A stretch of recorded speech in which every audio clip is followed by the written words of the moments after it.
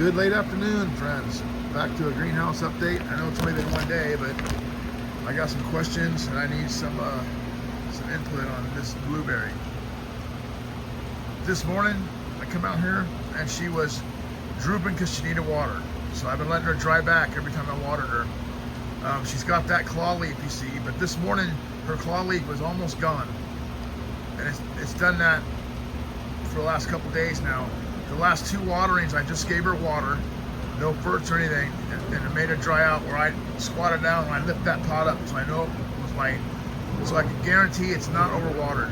I know not to overwater these plants, but before all this started, I just watered all these together at the same time and stuff. And I just checked the weight, put them in, and fed her, you know, what I fed everything else. But reading blueberry doesn't like to be overfed, and she'll let you know if she's not happy. So I assume it's nitrogen.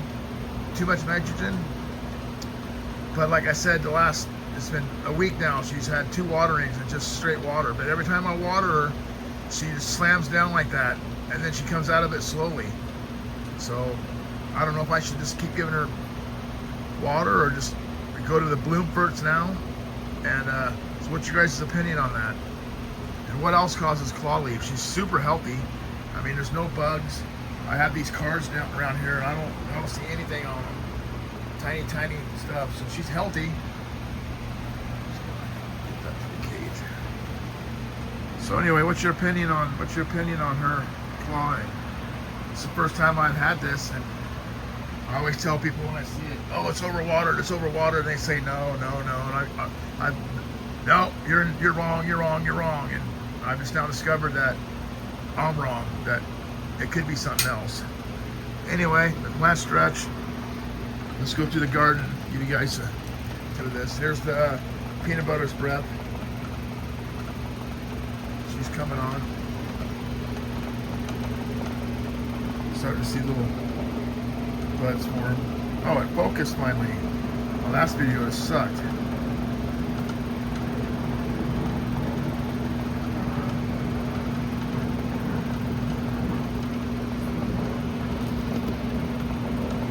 This is where I like to look for stuff. I like to get in here. That's where the mites and stuff likes to get. But yeah, I've been spraying with BT once a week and Lost Coast plant therapy twice a week. So I'm not dealing with PM. I fucking hate that shit, man. It usually shows up about this time. I haven't seen a drop of it yet. It's the first time I've preventive spray. Last night, that was right at the top. So we only got like an inch. Not even an inch last night in stretch. So she's showing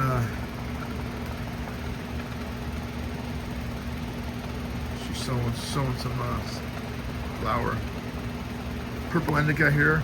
I don't know, when I got this from a friend, it was just labeled purple indica. So I mean, what's that? Here's my what's going on with my camera?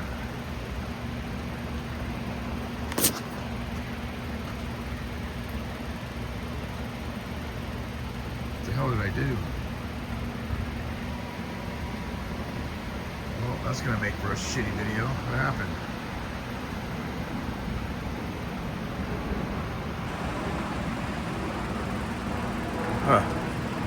Here's the Northern Lights autoflower.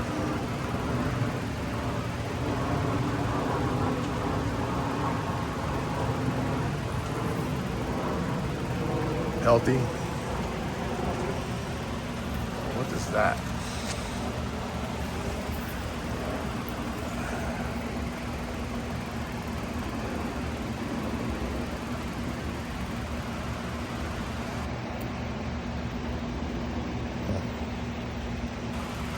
Here's two more Northern Lights autoflowers, which are 10 days behind that one. So they're going to stack on pretty fast, actually. That's crazy to think about it. I'll have to go back and you look at my notes to confirm that.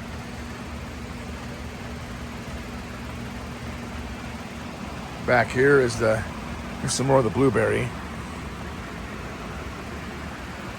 And I had this side right here facing the non-sun side, and yeah, it's catching up now. It makes a difference. If you don't rotate these, that or something else is going on. That's what I assume. But here is my Thunderfuck, Menace.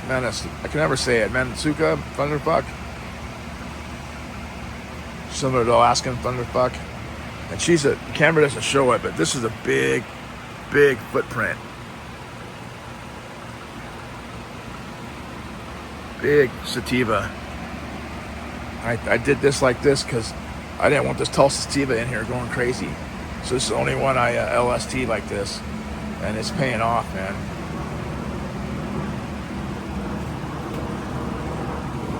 Yeah, that's a better shot. This is gonna be a crazy, crazy buds, man. I had 3 layers of cages I used, and the reason, if you didn't watch my other video, the reason they're on sleds like this, because when I was figuring out this greenhouse, I had to pull these plants out every day for like a month, just till I figured out what the hell I'm doing in a greenhouse, man. I mean, I would nothing. I thought I could just put this up, put a couple fans in here, and I got a greenhouse. Well, that wasn't how it happens. I spent a month out here, at least a good 3 weeks, learning and brain overload and getting shade cloths and figuring out what works. And if you watch my first video, I go over how I got this greenhouse working, how it works. And right now I don't have to do anything out here unless it's 95 out.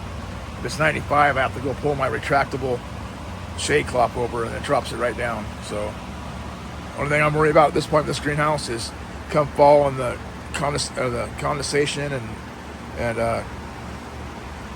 powdery mildew, and if that starts getting condensation here, like I said, I'll just rip this, just use the roof.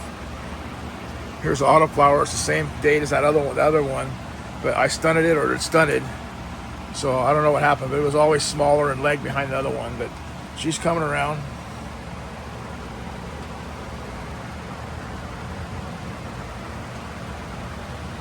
I call her my Charlie Brown Christmas tree. Here is she got big.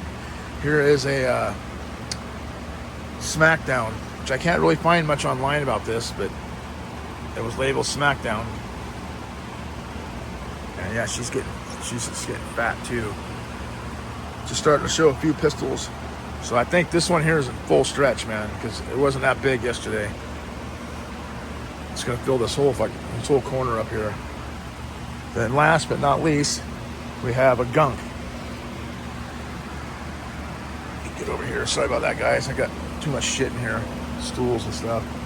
This is the gunk, and she's stretching. She's coming through that cage. She was about 2 inches from the net last night, and she's right at the top. So yeah, she's coming on. No pistols or anything yet, but super, super, super healthy.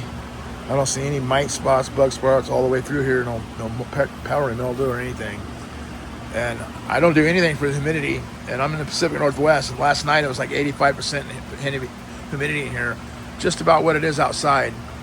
And then when the humidity drops outside, it just goes down and stays about 10 degrees above, or 10, whatever the humidity is. So like I said, I tried humidifiers in here, it doesn't do nothing.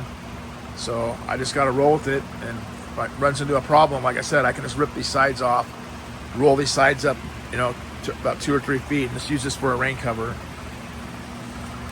I'm a really fan of the Lost Coast plant sprayer. This is the first year I used it twice a week, and I haven't seen anything in here, man. Nothing. Early on, I'd see some chew marks, some hole marks and stuff, and some munch marks, but lately I haven't seen really anything. Of course, you're always going to have a munch mark here and there, but yeah, this greenhouse was good for that, I guess. And every night I have a bug zapper on the side of my shop, and I got 5 to 10 those brown moths on the ground around my bug zapper every night. So I know in my area, man, those things come in here and they lay eggs. 3 to 7 days later, they hatch, and then they're off. And then you got if I got 5 in my bug zapper every night, they're laying, they're coming. Look, they would land on these plants. So in my opinion, if you're going outdoors, you got to spray every 3 days, every 3 or 4 days. Otherwise, you're missing the hatch cycle. I'm no expert on that, but this is what I'm learning and what I'm doing.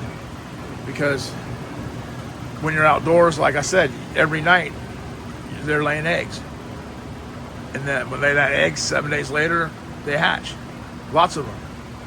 And if you just sprayed once a week, they hatch, they get into your buds, and then at the time they get in your buds, even if you spray, it doesn't really matter. They're done. So in my opinion, you got to spray Lost Coast twice a week to keep the hatch cycles. In the greenhouse, I don't think that's really necessary. I could probably get away with once a week, and then just use that for like the powdery mildew, which is that stuff's great for. When it needs to go in the flower, though, I buy a product. I use a product called Iron Skulls Nukem. It's more of an organic food grade. It fights mold and pests just like Lost Coast. But so I switch over to that, and I spray BT all the way through.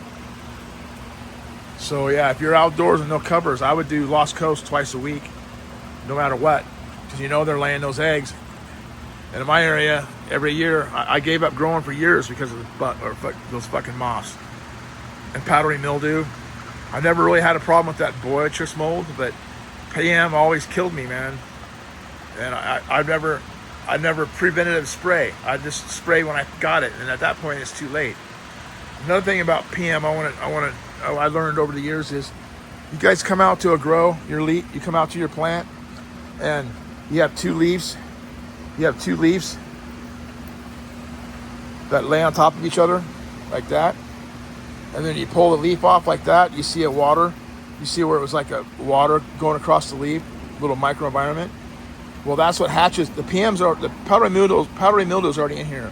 When you see powdery mildew, you already been affected for a week to 2 weeks. So anyway, when that powdery mildew is in here, that leaf lays on that, creates that microenvironment, and you pull that leaf off, it's wet, and then you'll be walking in your garden, you'll see like a white bar, a white stripe across there where it fits that leaf, where that leaf was. There'll be a white bar. That's the PM hatching or something, and that's the spores. And then once that happens, it releases, and that plant's infected. It's spiked into the roots, all that. That's why if you get clones from people, they have more chance to PM, even if you don't see it. Now, I'm no expert, and you can correct me if I'm wrong, but that's my thinking on it. So yeah, when I come out here in the morning, I look for that. I look for leaves laying on top of it. And just this morning, I found one, and that's why I brought it up. And of course, it wasn't white, but and if maybe the PM spore is not in that spot, but if it is, and if you ever see those white bars, that's what's going on. And I have some pictures on my line or saved on my phone, but I can't put them in here.